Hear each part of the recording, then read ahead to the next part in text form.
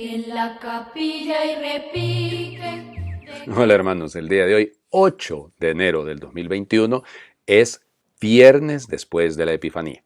Ya nos va quedando apenas un día más para concluir este tiempo de la Navidad, porque ya saben que el domingo es una fiesta bisagra, ¿no? La fiesta del bautismo del Señor es al mismo tiempo final de la Navidad, inicio del tiempo ordinario. Así que por lo tanto, pues ya estamos llegando al final. Vamos, santos del día de hoy. Hoy es día de San Lorenzo Giustiniani, nacido en Venecia y muerto en Venecia como patriarca de Venecia. Es el primer patriarca de Venecia. Le toca vivir, era de una familia un poco acomodada. Él funda una congregación, de hecho él llegó a ser el abad de esa congregación. Y luego lo que pasa es que uno de los cofundadores va a ser el Papa Eugenio IV.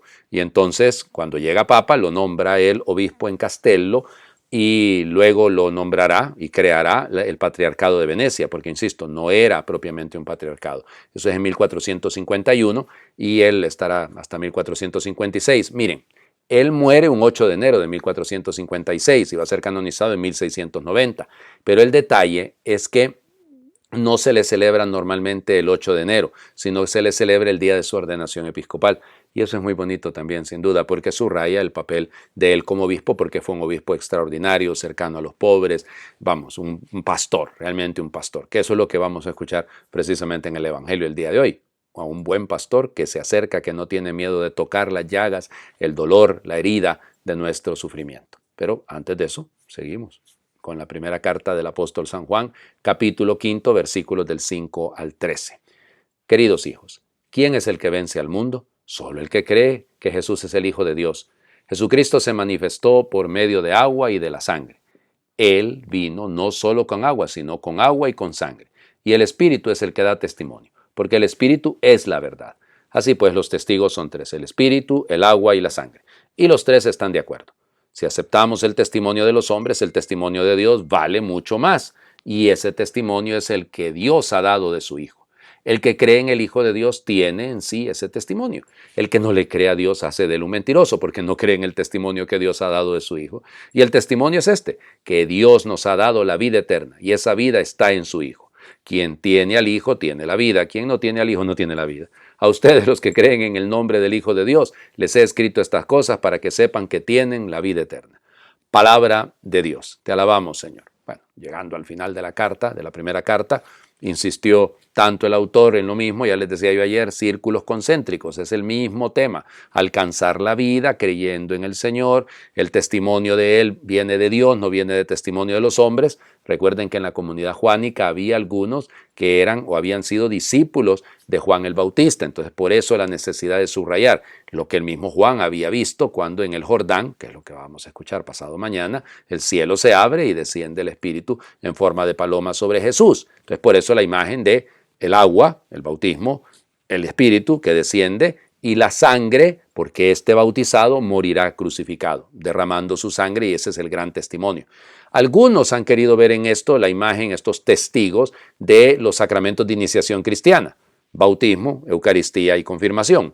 Bueno, está bien, ¿me entienden? No, vamos, no hay que estirar tanto el texto, que no es a eso a lo que se refiere directamente, pero no está mal hacerlo, porque la iniciación cristiana es precisamente esto, ¿no? Es creer en el testimonio de Dios, es confiar en Dios, es creerle a Dios, y por eso respondo sacramentalmente, adhiriéndome a la vida de la Iglesia por medio del bautismo, que a través de la Eucaristía me fortalece y me da la plenitud en el don del Espíritu Santo, la confirmación. O sea que en esto creo que no hay nada malo, me explico, pero no estiremos tanto el texto, insisto, no lo hagamos decir algo que originalmente, explícitamente no está diciendo. Pero se puede, insisto, hacer una aplicación de esto, no con eso estamos cometiendo ninguna falta. Luego, si ustedes ven, o sea, el que cree en el Hijo, el que cree en Dios, cree en el Hijo y vive la vida que vivió el Hijo. Por eso tiene la vida eterna. Ya lo habíamos escuchado anteayer, ¿no? En esto está precisamente que triunfamos sobre el temor, en que vivimos como Él vivió. Pues eso es al final todo el mensaje de la primera carta, ¿no? Vivir como Cristo, confiar en Cristo, dejarnos amar por Cristo, que nos amó primero, para que nosotros amemos como Él nos ha amado. Y punto. Pues sí, es lo mismo, padre. Entonces, ¿qué sentido tiene? Ay, es que a veces la madre de la ciencia es la repetición, ¿verdad? Y entonces, para que entre la ciencia, entendida como un don del Espíritu Santo, yo creo que es necesario que no olvidemos, sino que repitamos de vez en cuando esto tan fundamental. El Evangelio, fíjense, es el Evangelio de Lucas, capítulo 5, versículo del 12 al 16. No es continuación de lo que hemos escuchado ayer del capítulo 4, el discurso en Nazaret, pero está en ese mismo ambiente. Siempre se nos está presentando a Jesús en los inicios. En aquel tiempo, estando Jesús en un poblado, llegó un leproso, y al ver a Jesús se postró rostro en tierra, diciendo: Señor, si quieres, puedes curarme. Jesús extendió la mano y lo tocó, diciendo: quiero, queda limpio. Y al momento desapareció la lepra. Entonces Jesús le ordenó que no lo dijera a nadie, y añadió: ve, preséntate al sacerdote y ofrece por tu purificación lo que Moisés prescribió. Eso le servirá de testimonio. Y su fama se extendía más y más. Las muchedumbres acudían a oírlo y a ser curados de sus enfermedades. Pero Jesús se retiraba a lugares solitarios para orar. Palabra del Señor. Gloria a ti, Señor Jesús. Bueno, se retiraba Jesús a lugares solitarios para orar, lo hemos visto, ¿no? O sea, lo hemos visto orando después de la multiplicación de los panes, lo vemos en una actitud orante, va a la sinagoga como acostumbraba a hacerlo todos los sábados.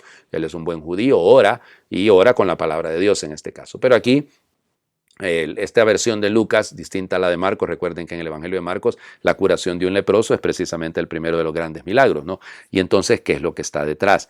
Allá es que Jesús está fuera, aquí está en un poblado, o sea, está en medio de la gente. El leproso corre riesgo de que lo maten, porque no puede estar en medio de la gente. O sea, su atrevimiento es grande porque su necesidad es grande. A ver si nosotros después del tiempo de la Navidad descubrimos que también debemos atrevernos, porque nuestras necesidades son muy grandes. Si queremos acercarnos a Jesús y vivir como Él vivió, tenemos que tomar riesgos, porque si no, ¿en qué estamos? O sea, si no nos arriesgamos, realmente no vamos a poder encontrar al Señor. Y luego, si quieres, no fuerza a Dios. O sea, y este Dios siempre va a querer nuestro bien. O sea, esa es la misericordia de Dios, esa es su sencillez, esa es su cercanía, ese es su Emmanuel, ese es Dios con nosotros. Él siempre va a querer. Y por eso no, toca. O sea, no necesitaba tocarlo, bastaba con que le dijera queda limpio. No, lo toca. Es decir, ese tocar es la encarnación. Ese es el signo de la encarnación. Él realmente comparte nuestras dolencias, cargó con nuestros dolores. O sea, no se trata de un asunto, como les diría, meramente sentimental, meramente libresco, doctrinal. No, es que efectivamente la encarnación llega ahí, toca la realidad humana y por eso la transforma. Pero miren qué lindo el texto, ¿no? Que inmediatamente le dice: vete a presentar a los sacerdotes y ofrece la ofrenda propia por la purificación según lo que prescribió Moisés. Sigue siendo judío Jesús, se sigue cumpliendo. Lo aprendió de sus padres, lo hemos escuchado durante todo el tiempo de la octava, ¿no? Para cumplir lo que prescribía la ley, para cumplir, bueno, es que lo aprendió en su casa el Señor Jesús, al cumplimiento de la ley, a vivir según la ley. Él irá más lejos que la ley, ¿no? Claro, porque nos dará una ley nueva, pero eso no desecha. Ya, el cielo y tierra pasarán, mis palabras no pasarán. Yo no he venido a abolir la ley, sino a darle plenitud. ¿Y cuánto hablábamos de la plenitud? Precisamente leyendo la primera carta del apóstol San Juan. Pidamos esa plenitud. En el cumplimiento de la ley del amor, aprendámosle a Jesús. Aprendamos de Él a ser cercanos. Aprendamos de Él a amar. Aprendamos de Él a obtener la vida eterna. Oremos. Tú no eres, Señor, un Dios impasible, no eres distante y duro con los hombres. Tú conoces nuestra debilidad, nuestras tendencias orgullosas, violentas y egoístas. Conoces bien todas nuestras miserias. Tú eres misericordioso y compasivo. Tú padeces y compadeces. Tú eres compasión. Compadécete de nosotros, sé tú mismo, Señor. Ven, Señor, a socorrernos. Si nos ves caídos, levántanos con la mano de tu Espíritu. Si nos ves enfermos, cúranos con el aceite de tu Espíritu. Si nos ves manchados, límpianos con el agua de tu Espíritu. Si nos ves cobardes, fortalécenos con el fuego de tu Espíritu. Si nos ves engañados, enséñanos con la luz de tu Espíritu. Si nos ves tristes, alégranos con la risa de tu Espíritu. Si nos ves mezquinos, agrándanos con el amor de tu Espíritu. Si nos ves solos, acompáñanos con la presencia de tu Espíritu y de tu Hijo. Y quédate con nosotros, dulce huésped, o métenos dentro de tu inmenso corazón. Amén. Que Dios les bendiga a todos. Feliz viernes para todos.